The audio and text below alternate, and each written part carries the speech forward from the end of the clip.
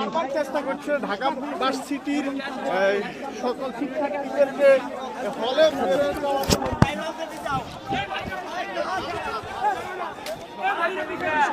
Dhaka varsity এবং যে 7 কলেজের মধ্যে যে সংঘর্ষ লাগে সেখানে হাসনাত আবদুল্লাহ তার নেতৃত্ব দেওয়ার জন্য যায় এবং সেখানে পরিস্থিতি শান্ত করতে যায়, কিন্তু সেখানের অবস্থা এমন পরিস্থিতি হয় যে সেখানে তার উপরে হামলা আসে এবং সে কোনো রকম সেখান থেকে এক পর্যায়ে পালিয়ে আসে, সেটাই বলা যায়।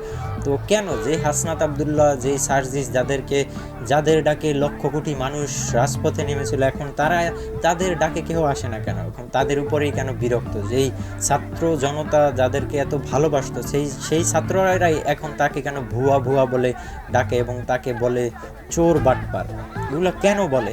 আসলে আপনাদের কাছেই আমাদের প্রশ্ন থাকবে, আপনাদের সদুত্তর অবশ্যই কমেন্টে জানাবেন। আর দেখেন সেখানে আসলে কি ঘটেছিল, সেই তথ্যচিত্রটা আপনাদের সামনে আমরা তুলে ধরবো। চলেন দেখে আসি। বারবার চেষ্টা করছে ঢাকা ভার্সিটির সকল শিক্ষার্থীদেরকে হলে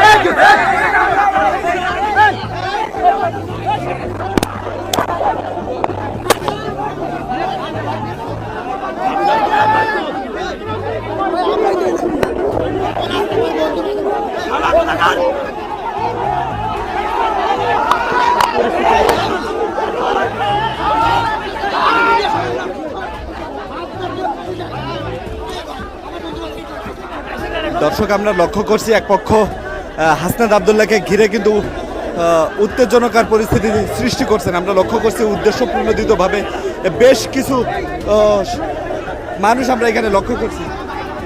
হাসনাত আবদুল্লাহকে কিন্তু হেনস্থা করার চেষ্টা করা হচ্ছে। ঢাকা ইউনিভার্সিটির ভিতরগত বেশ কিছু শিক্ষার্থীদেরকে আমরা লক্ষ্য করছি এখানে বেশ উত্তেজনকার কথাবার্তা বলার চেষ্টা করছেন এবং হাসনাত আবদুল্লাহকে কিন্তু এক প্রকার হেনস্থা করার চেষ্টা করছে এখানকার বেশ কিছু